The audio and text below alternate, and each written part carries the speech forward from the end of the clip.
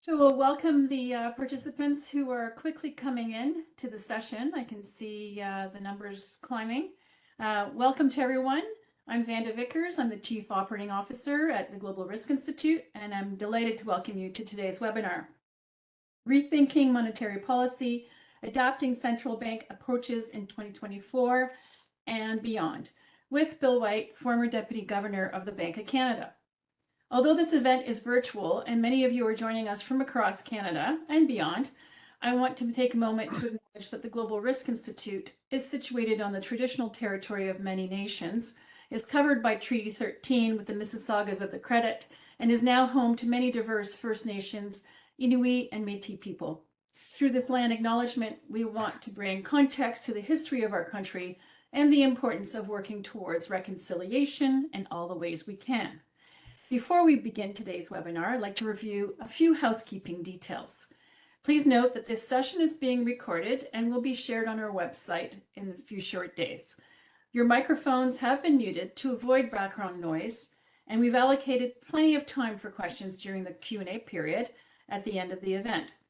Please submit your questions by clicking the chat button on the bottom right-hand corner of your screen, and we'll address as many as time allows.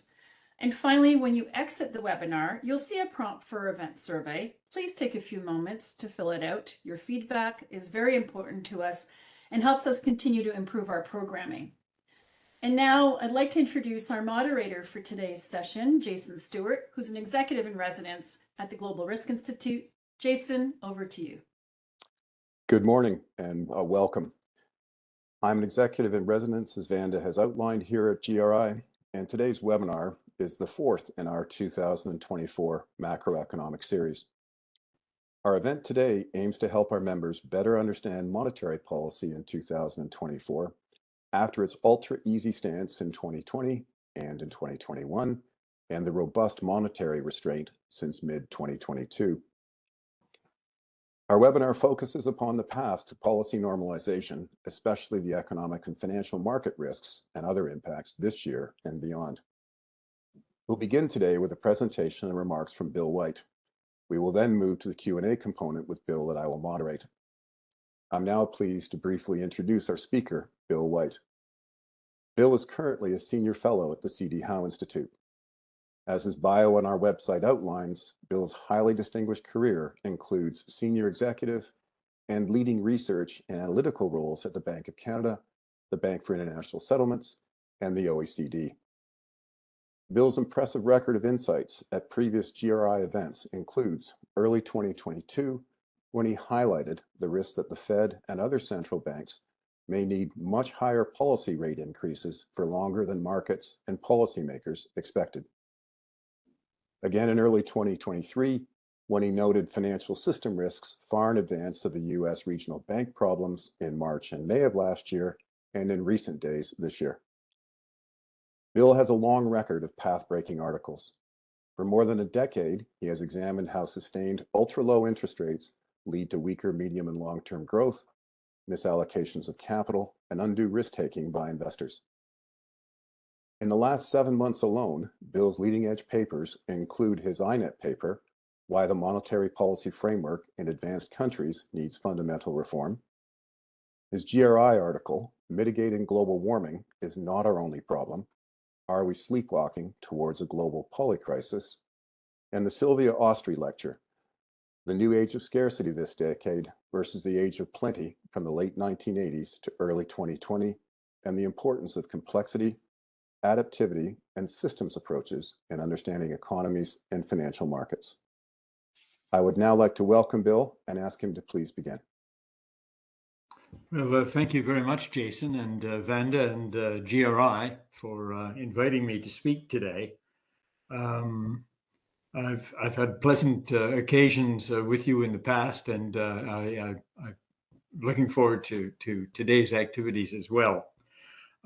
Today, the topic is rethinking monetary policy and adapting central bank approaches to monetary policy going forward. Well, my presentation is sort of fundamentally a critique of the monetary system that we have, leading to some suggestions for how it might be improved. But before I turn to that, I think it is important to make clear the fundamental nature of the system that we do have. The system that we have is a fiat monetary system. That is to say, money creation is not limited by any link to metals, commodities, or whatever. It is based on faith alone. The second point is that it is a monetary system in which money is created by banks, in a sense, out of thin air. That they write up, when they make a loan or they buy a security, they simply write up both sides of their balance sheet. Now, the first thing that will strike you is that's a process that seems like it could easily get out of hand. And indeed it has.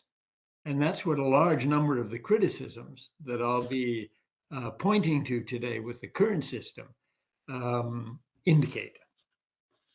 Well, new slide, please.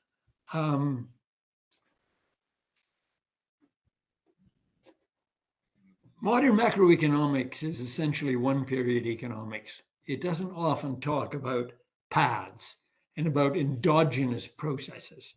And I think we should be spending a lot more time thinking about that.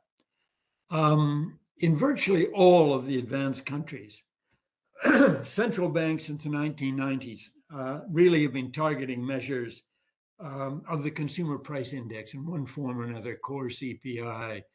There's all sorts of measures, but they're all more or less basically the same thing. And that was perfectly natural in a sense, coming out of the period of high inflation in the 1970s and the early 1980s. Okay, obviously high inflation was a threat, and so the monetary policy targeting framework was designed to respond to that threat. That's good as far as it goes. A corollary of that objective, given the discovery of the Phillips curve previously, that related prices and inflation to wage developments, is that unemployment was had to be the primary focus of monetary policy, that it was the gap that was driving wage and price inflation. And so financial developments were essentially sort of pushed to the side. And in most models, they don't actually have any important role to play at all, the financial sector. Now, I'll just point out at this point that that's a bit odd, because in fact, when most central banks were set up, their primary purpose was to ensure primary purpose for the oldest ones was financing wars. But aside from that, the next most important objective was financial stability. So it was sort of odd in any event to go down that route. Now, I'm going to contend in the course of the next few minutes that this framework has produced a lot of negative outcomes. And in part, I think it's because of an endogenous process. That is to say, easy money has generated bubbles. And when the bubbles have burst and created disinflation, the reaction again has been easy money, which has then provided the basis for the establishment of the next bubble. And the successive bubbles as they've gone on have resulted in an ever increasing level of both private debt and public debt that I think is posing threats going forward. Next slide, please. Well, I know it's unfashionable in the current world, but let's start off by talking about some facts. And I would contend that bubbles have created bigger bubbles. Now, there have been three major structural developments since the 1980s. And those three are, one, decades of positive supply shocks, demographics, globalization, IT, all putting persistent downward pressure on wages and prices. Second development has been widespread financial market deregulation, facilitating the faster growth of credit, money, and debt. And the third development was that central bankers became more committed to price stability, including measures to get inflation up, not just to get inflation down. from too high levels, but to get it up from too low levels. Now, in pursuing that last objective, I would contend that central bankers simply ignored the other two secular trends. And the first one implied that it was natural for prices to fall, and therefore unnatural to resist that fall. And the second implied that easy money to avoid this could easily stoke financial excesses. And indeed, this is exactly what has happened. We have had successive financial crises. If you go back to the late 1980s, we've had 4 interest rate peaks: 1990, 2001, 2008, and 2020. And 3 of those ended in financial crisis, not excessive inflation, but financial crises, while the 4th was simply cut short by the epidemic. And because the easing of after the busts was always greater than the tightening prior to the bust, policy rates ratcheted down to 0, and monetary policy had to become increasingly experimental. So I repeat what I said before, we've been on a bad path. Next slide, please.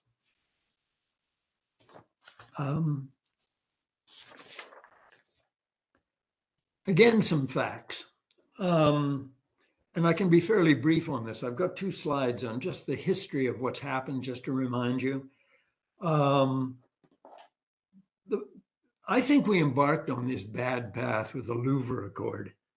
And you may remember this. This goes all the way back to 1987, when everybody was encouraged by outside of the US to lower interest rates and to conduct expansionary monetary policies in the interests of supporting the dollar, which threatened to fall too low. And that subsequently was followed by the big financial crash of 1987, the stock market break. And then there was a huge reduction in interest rates in association with that. And all of that easy money, I would contend, contributed materially to the property bubble in the United States that culminated in the savings and loan crisis in 1990, the big bust in Japan, the Scandinavian crisis, and elsewhere. And then, of course, we had an easing of monetary policy, subsequently followed by some tightening, but almost immediately we were back into the realm of financial crises. In the 1990s, you may recall that it began really with the 1990 crisis itself. Then we had the tequila crisis in 1994, the Southeast Asian crisis of 1997, the collapse of LTCM in 1998, and then, of course, the TMT equity bubble that burst in 2000. So crisis after crisis, all sort of a financial nature, just to indicate that there's something not quite right here. And then, of course, we had the policy rates after the crisis of 2000. Policy rates went down in 2001, also encouraged by 9/11. But even more aggressive easing than we had in the early 1990s, and to a lower trough. And while the global economy recovered sharply and inflation stayed low, underneath, and they got remember the title of The Great Moderation? Underneath it all, there were an awful lot of problems that were bubbling up on the financial side. Let me talk about the onset of the great financial crisis. The reaction of the central banks to that crisis, and of course to the European crisis. Sorry, next slide, please. The reaction of the central banks was even more aggressive easing of the policy rate and increasingly experimental monetary policies, which on the whole, I guess I would contend, never never really achieved the objectives that they wanted to achieve. That is to say, growth and inflation never sort of rose to the levels that the central bankers anticipated it would. And then, of course, that sort of slow growth, slow inflation period following the great financial crisis was followed by the COVID pandemic. And you will recall that the initial reaction to that was, again, massive easing on the monetary side and on the financial side. And unfortunately, and for the first time, it was followed by sharply higher inflation and by tighter monetary policy. And the central banks overestimated, as it were, the decline in aggregate demand, which was sort of unfortunate in the light of all the fiscal stimulus. And they certainly underestimated the negative implications of the supply side constraints. And so what we got was rising inflation. And eventually, of course, tighter monetary policy, which brings us almost up to where we are today. The problem, of course, and it's eased off a little since it looks as if monetary policy is going to be easing, but there were growing concerns, and I think justifiable concerns, about higher interest rates might cause problems with financial stability due to the very, very high levels of private sector debt that have accumulated over the course of the years. And of course, some new and growing concerns about fiscal sustainability in the light of rising interest rates. And I'll come back and say a few more words about that in a moment. Next slide, please. I've just been talking about facts, but let me now sort of raise the question, if central bank policies put us on this bad path, where bad things have happened and there's promise of still more bad things to happen, what false beliefs led the central bankers to do what they did? And in the next few slides, 4 of them, I think, I want to point to 4 such false beliefs. The first of them is, I think central banks overestimated the need for easy money. That was the original, in a certain sense, that was the original sin that set this bad dynamic in train. I think they overestimated the need for easy money to prevent deflation. The initial deflation in the 80s and the early 90s was really caused by positive supply shocks. And what the central banks did not understand, or did not know, perhaps, was that there was a huge literature in the pre-war period about the implications of positive supply shocks and the whole question of whether prices ought not to go down in that environment. And indeed, I think the consensus at the time was that there was a very strong argument for allowing prices to fall.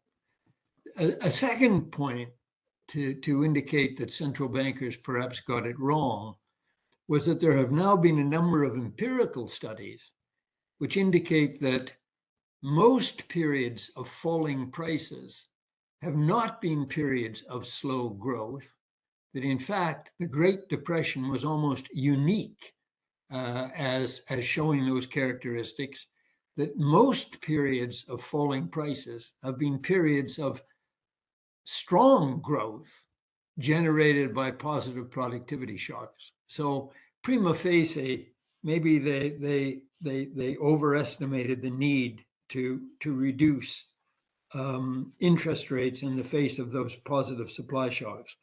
But again, they did do it, and they did it repeatedly. And the problem now is that all of the debt that was generated in the subsequent periods of expansion now pose a problem going forward. We are now caught in a debt trap of our own making. And Paul Volcker, I think, made the point in his autobiography shortly, sadly, before he died, made the point. He said, quote, "Ironically, the easy money striving for a little inflation as a means of forestalling deflation could, in the end, be what brings it about." So here we are in the debt trap. In a way, we can't increase rates and tighten policy because of fears of fiscal and financial instability. But we can't stay where we are or ease monetary policy for fear of making the underlying problems worse. Next slide, please.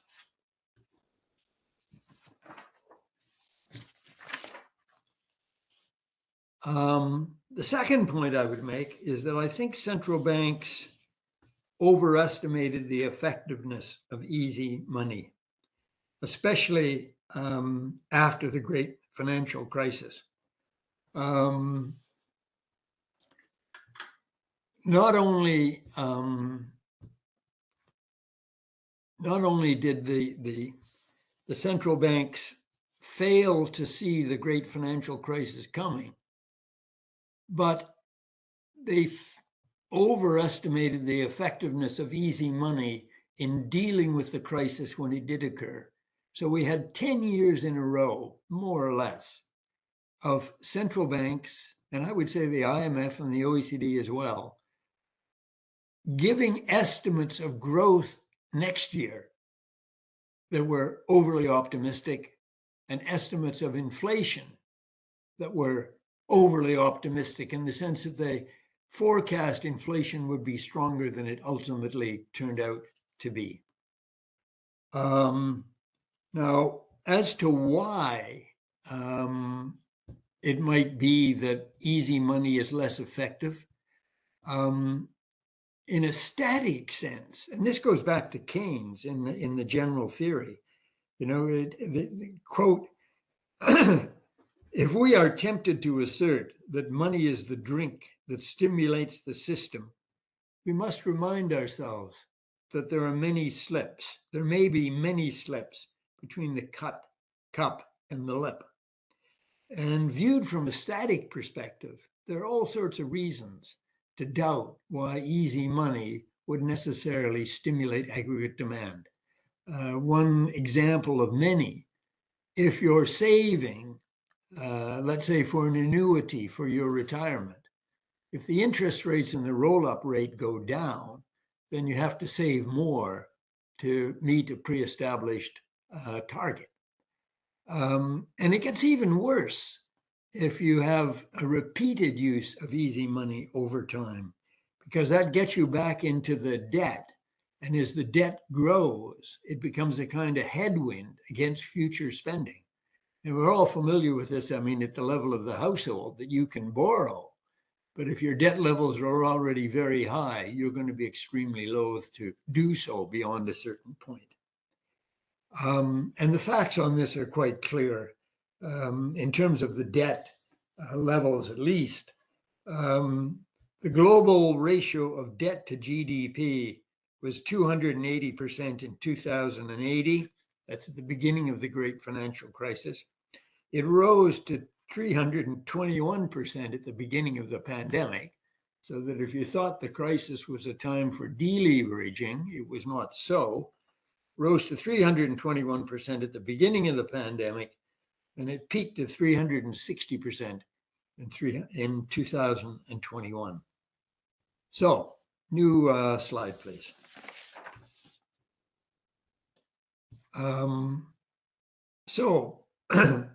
I question the need for easy money. I question the effectiveness of easy money. And I would now like to raise the point about the unintended consequences of easy money. And as you can see here on the slide, there's a huge pile of them, most of which have been not treated as being serious impediments. But let's just sort of list them. The negative effects on inequality and democracy. You know, easy money, low interest rates pushes up the value of existing assets, houses, to say nothing of the intergenerational problems there. Houses, financial assets. The rich people, by definition, own the assets, and so they become richer, and everybody else doesn't. And there's nothing, I think it was Kindleberger who once said, there's nothing more irksome than watching your neighbor get rich. The sense of injustice, I think, through watching this widening inequality of income, wealth, and prospects for your children, I think has contributed materially to the sense of unrest, the willingness to advocate political extremism. It's a worry. The negative effects in financial stability and fiscal sustainability, I think I've already talked about, so I won't say anything further now. The negative effects on central bank independence. Well, the central point, I guess, going back to something I already said, it's got distributional implications. Well, distributional issues are fundamentally political and are going to demand, in a certain way, oversight. And at a more technical level, QE basically lowers the duration of the government debt. And in so doing, it makes government debt service more dependent on central bank policy. And so this almost invites the government and the finance ministries to want to question what it is that the central banks are doing, because it has real implications for their debt service capacity going forward. The negative effects on potential growth, this goes all the way back to Hayek, the misallocations of resources, financial institutions being drawn to go for yield, to do stuff that they wouldn't otherwise do, the zombification of companies where easy, low interest rates make it easy to finance companies that are doing badly, to zombify them in the hopes that, like Mr. Macabre, that things might potentially turn up. The negative effects on emerging markets, that when you have periods of extremely low interest rates, there is a flight into emerging markets, which causes problems when the money goes in, and it causes problems when the money goes out. And lastly, and I've actually just begun to focus on this, the shortcomings of ample reserve operating systems, so that we used to control the overnight policy rate through a reserve system based on shortages. But now, of course, you can't do that because there's so many reserves, ample reserves in the system. And the new system that we've got, I think, is arguably much less efficient than the system we used to have. So a third, unintended consequences. New slide, please. And lastly, the difficulties of exit. And in a certain sense, this really goes down to sort of a repeat of some of the stuff I've said earlier. The political economy arguments for hesitating to raise rates, basically uncertainty. We don't know what to do. A rabbit caught in the headlights. You don't know what to do, so you do nothing. That's the fallback position. The fears of triggering financial instability and fiscal dominance. So what we have done has actually made us prone to these being problems. Now the central banks are fearful of actually being the trigger. And I guess even worse, not just being the trigger for instability and fiscal instability, but being blamed for it. So that's a real concern. Negative supply shocks are going to make future trade-offs worse. I just sort of throw that out, that I personally think that we're going from an era of plenty. It was disguised because the plenty was so badly distributed, but an era of positive supply side shocks to an era of negative supply side shocks. which is going to make policy making even worse. And exiting from quantitative easing faces special difficulties. And that gets back to the point I just made about the operating systems, that we've got so many reserves in the banking system at the moment that the banks, being profit maximizers, have found ways to use those reserves in a profitable way. But what that's done is it's transformed excess reserves into required reserves, so that as you are required by the banks to meet their commitments. So now you have a world in which we don't really know where the demand for reserves is. And so as you start reversing easing, quantitative tightening, you might very soon find that you've gone beyond the point that the banks are comfortable with, and then you get some kind of a disconnect, malfunctioning in the financial markets, about which people are increasingly concerned. Next and last slide, please. So we've gotten to a place where we're not so happy to be, which of course raises the question about how a different framework might have left us in a different place. And I'm going to suggest three possibilities, going from the more conservative to the less conservative, or perhaps from the least radical to the most radical. The least radical is we should stop targeting inflation, but we should not have targeted inflation, but have lent against the wind of credit growth and complemented that with more market discipline, more self-discipline, maybe bankers going to jail if they willfully conducted policies that were not sustainable. Perhaps more radical, we have up until now treated the economy as a kind of deterministic system, understandable, controllable. It isn't. It's actually a complex, adaptive system like many others in nature and society, and should be treated as such. And I've written papers on how the governance of that system is very, very different from the governance of a simple linear system. So that's something that we might have done.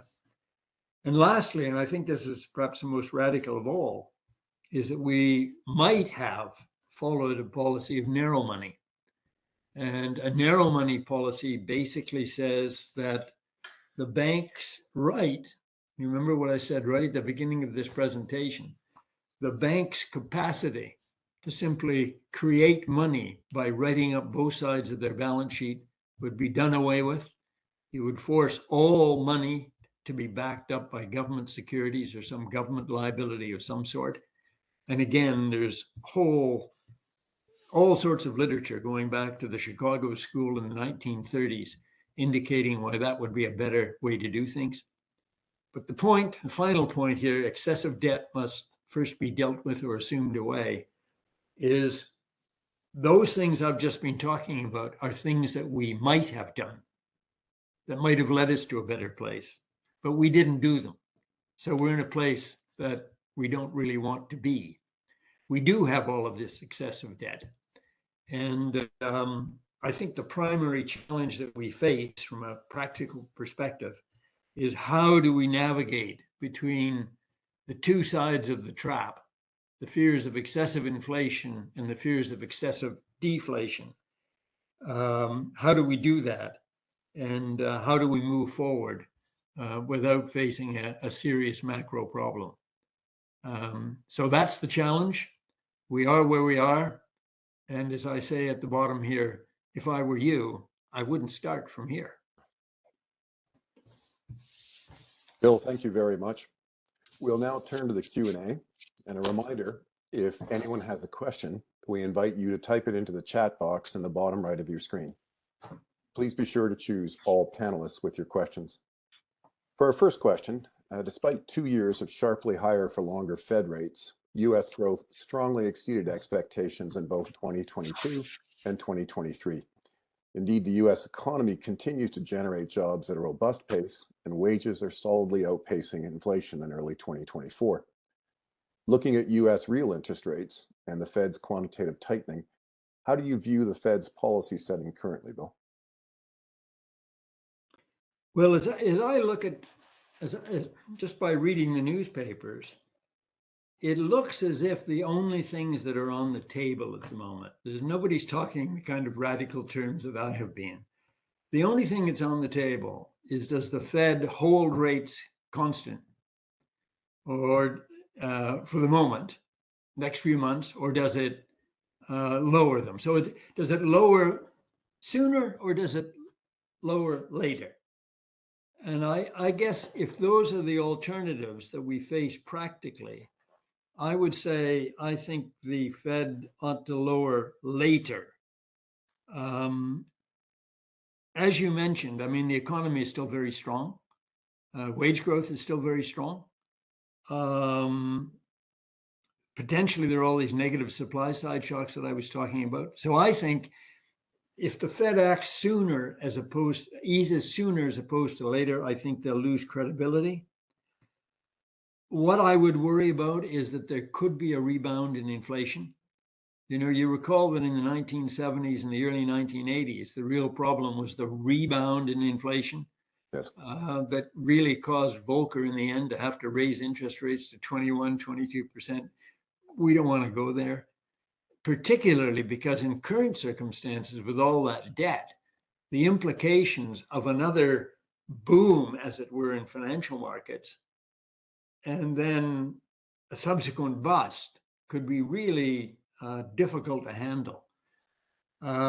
So I think holding off, easing only later would be better than easing sooner. There is, of course, always, given this totally uncertain world that we have created for ourselves, okay, there is always the risk of just holding the line in interest rates could itself be excessively disinflationary. I think that's a smaller risk than the risk of a resurgent inflation and a resurgent stock market and all that other stuff. Thank you. For our next question, central bank challenges include the errors of macroeconomic models over the past 15 plus years, and especially during the early 2020s in predicting growth and inflation. As you outlined in your remarks, longstanding indicators of pending US recessions also struggled in 2023. An inverted yield curve, the leading economic index, the so-called SAM rule for unemployment increases, all faltered notably as predictive gauges. What advice would you offer to improve central bank models' accuracy and enhance their effectiveness in setting policy in 2024 and beyond? Well, I think I mentioned in my remarks that these forecasting models have been just woefully inadequate. You know, they missed the great financial crisis. I think the fund wheel in March of 2008 was that real growth in the advanced economies in 2009 would be 3.5%, and it came in at minus 3.6, and then they missed it for the next 10 years. Okay, so I guess I would have thought that the combination of those two things, you know, the crisis that could never happen did happen, the crisis that would go away quite quickly and didn't, that would have been enough cause for people to say, I think we should rethink the analytical framework and the models that are part of that analytical framework. Well, it hasn't happened. What would I recommend? Well, I made a presentation to the 25th Central Bank Macroeconomic Modeling Workshop here about 6 months ago. And there were 60 central banks basically attending this thing, all trying to improve their modeling. And I made a number of points. And the first point, and this goes back to my complex adaptive systems, in those kind of systems, forecasting is impossible. So the first thing I would recommend is face up to that. Okay, don't give a baseline anymore. Have alternative scenarios, which are plausible stories about how things might unfold. And then you can start thinking about what if in relation to each of those. When defining policy alternatives, those models should be set up to try to minimize losses. So policy should really be trying to avoid really bad outcomes because we don't know enough to maximize, which is what we've been trying to do. We've again been trying to do the impossible. I think we have to recognize nonlinearities and endogenous processes, as I was saying earlier on, and the models currently don't do that. Got to pay a lot more attention to financial developments and to supply side stuff. And I think I said that right at the beginning of my comments. Those big developments and supply side, big supply side developments, big financial developments, and they've been totally ignored. And yet they're becoming more and more important. So all of the models have to spend a lot more time on that range of territory. And finally, I guess, and this is the hardest thing for the modelers to get rid of, with this DSG kind of stuff, everything presumes the economy goes back to equilibrium. But a complex adaptive system like a forest has no equilibrium. So the first thing they've got to do is disabuse themselves of that notion. And even if they brought in concepts like hysteresis, if you have a big recession, it leaves scars, that at least should be incorporated into the models. So there's a lot of work to do on that front. Absolutely. Thank you. Turning to questions from our attendees, and again, I would encourage you to send these to all panelists.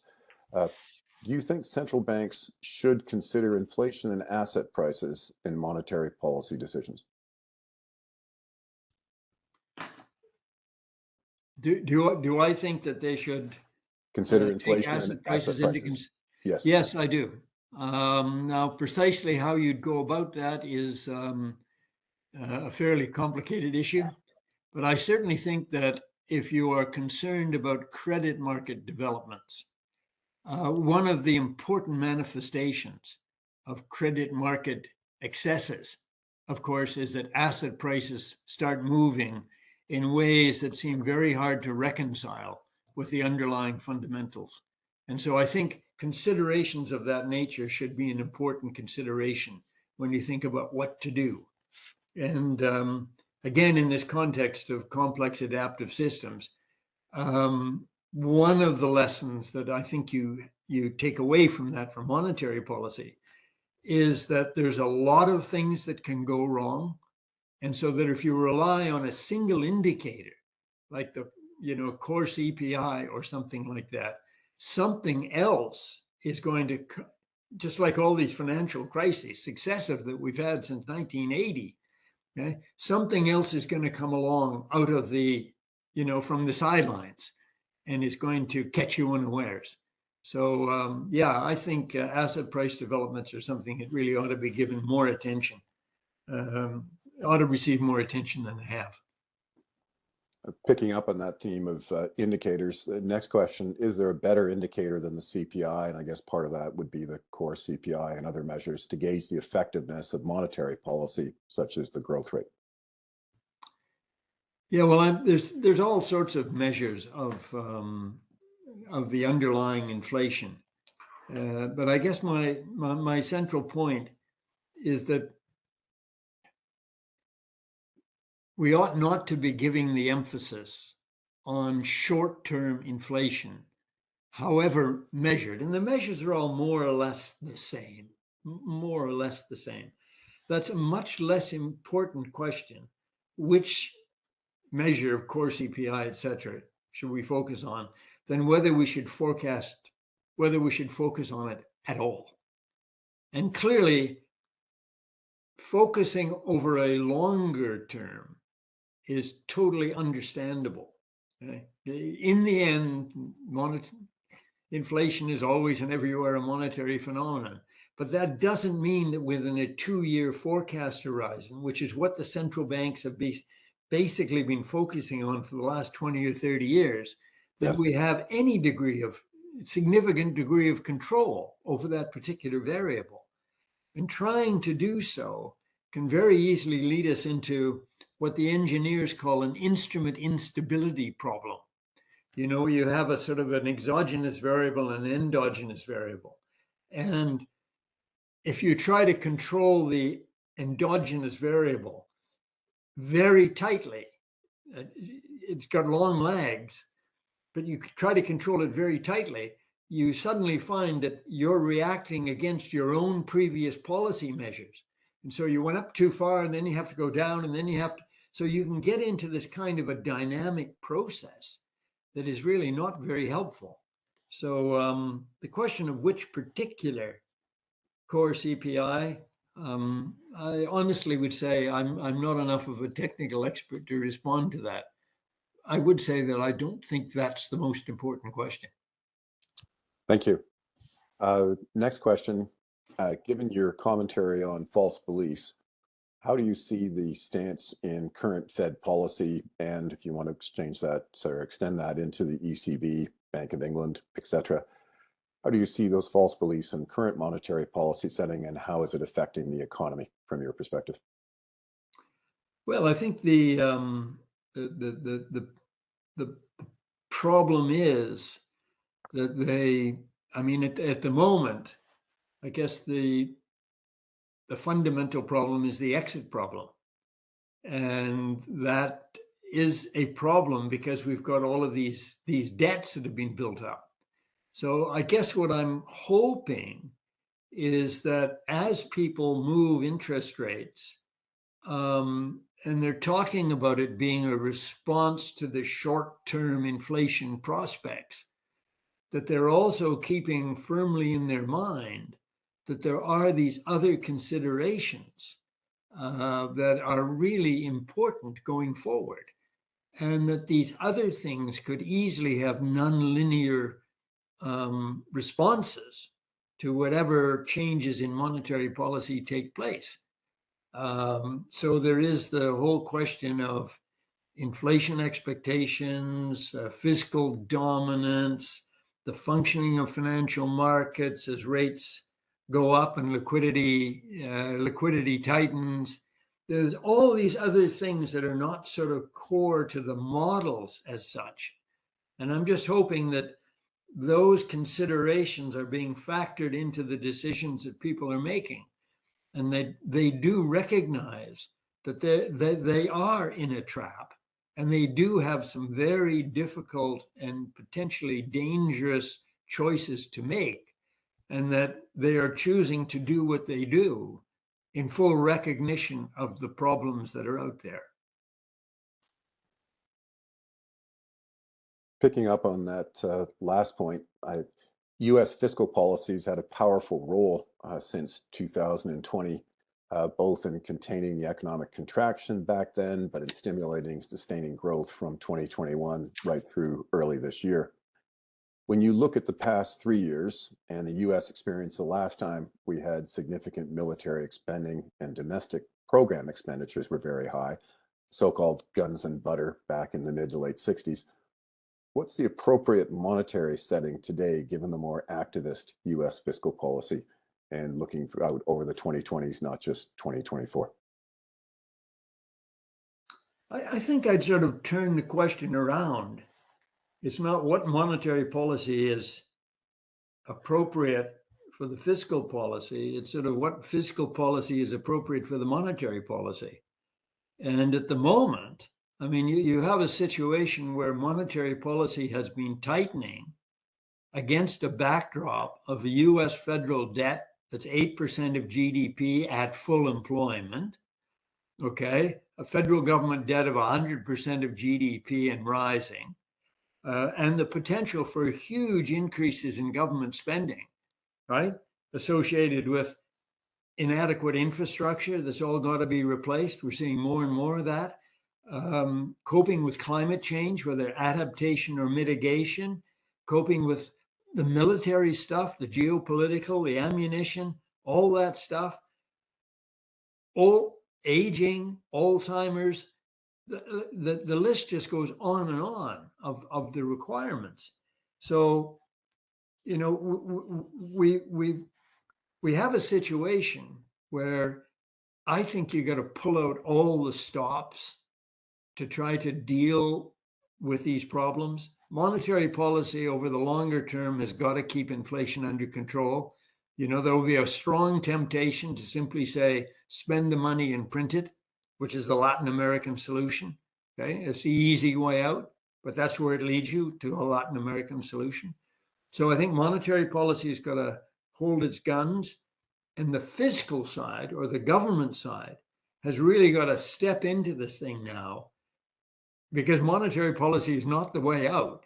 It's got to step into this thing now and do the things that only governments can do. Yeah. And it seems to me on the supply side, you want to pick up the pace in structural reform. You know, the OECD has documented that the pace of structural reform since the great financial crisis has absolutely slowed to nothing. So we've got to do that. We've got to get growth up to make debt more sustainable. I think we have to change tax laws to make investment more desirable and consumption less desirable. We've got to improve the efficiency of government services. You know, I'm seeing more and more stuff coming out. I mean, in Canada, CD Howe, health, you know, there's so many things that have got to be sort of made more efficient because the challenge is just that much greater. On the demand side, I'm here in the UK right at the moment. The government is talking about tax cuts now going into the next election. My personal view is that this is criminally irresponsible. On the demand side, we need higher taxes. And with property and carbon use being high on the list, I think we got to cut subsidies, energy subsidies, as tough as it's going to be. We've got to cut tax expenditures, many of which favor vested interests. I mean, there's just a whole list of things that governments need to do in the face of the sort of the crushing requirements that we face going forward. So it's not a question of monetary policy at this point. We are not the solution, except in the sense that we can print the money and produce inflation. The answer is that the governments have got to take the steps that only governments can take to meet all of these challenges that we're facing. Debt overhang, the environmental challenges, and of course the geopolitical challenges. Reflecting back on your time at the BIS and especially with the OECD, one of the major outcomes of the great financial crisis was the active adoption of macroprudential regulation to improve the banking sector stability. Given the US regional bank problems in 2023 and more recent difficulties around commercial real estate exposure in the US, what changes in approaches would you suggest for the Fed and other regulators in undertaking to address these bank risks? Well, the central banks have basically said that insofar as current concerns about financial stability are concerned, that really ought to be done by the regulators, okay, sort of macroprudential stuff. Mm-hmm. And I guess I would only make 2 points. One, these things are not easy to do, macroprudential. I wrote an article about this for the journal, the International Economy, a while back. And the implementation questions are pretty formidable, not least of which is that most of the instruments that you're supposed to be using for macroprudential purposes are actually microprudential instruments that belong to somebody else, other than the central bank. So that's one point. The second point is that I don't think macroprudential, leaning against the wind of credit growth, etc., through regulatory constraints, I don't think it'll work. And the reality is, when we first proposed this stuff at the BIS, gee whiz, 30 years ago, almost 30 years ago. And the original conception was that you wanted to lean against a credit bubble using belt and braces, okay? Because you admit right up front, we don't know as much as we think we know. So belt and braces, monetary tightening, mm-hmm. macroprudential regulatory tightening. That was the original conception. But prior to raising interest rates here in the course of the last couple of years, when people talked about macroprudential, the whole point was to blunt the most undesirable aspects of lower for longer. So the whole idea of tightening macroprudential was to allow lower for longer. And we at the BIS in our early days basically said, but that's totally different from what we recommended. And the point is that if you've got easy enough money and many prospect for making large speculative gains in various things, okay, because the money's cheap, people are going to find ways around the regulation. They always have, and they always will. It won't work unless you've got the two of them working in the same direction. So I think macroprudential regulation used correctly can be very helpful. I also think that, just again, going back to the ignorance problem, that generally tighter microprudential, higher capital requirements are a useful thing too. And as we know at the moment, the principal concern is not so much with the banks, although I know there's a big debate going on in the States at the moment about raising capital requirements for the big guys. The big concern everywhere really ought to be, what is the non-bank financial institution, the shadow banking system, getting up to? Because they now account for over 50% of all credit, okay? And they're bigger than the banks now. So we need more and more attention to that range of territory. Bill, thank you very much. I'm going to turn it back to Vanda. Thank you very much, both of you, Jason and Bill. Thank you for a great discussion on this, and that's all the time that we have for questions today. Before we close, I'd like to thank Bill again for joining us again and sharing his insights regarding Canada's monetary policy environment and how different approaches might be warranted going forward.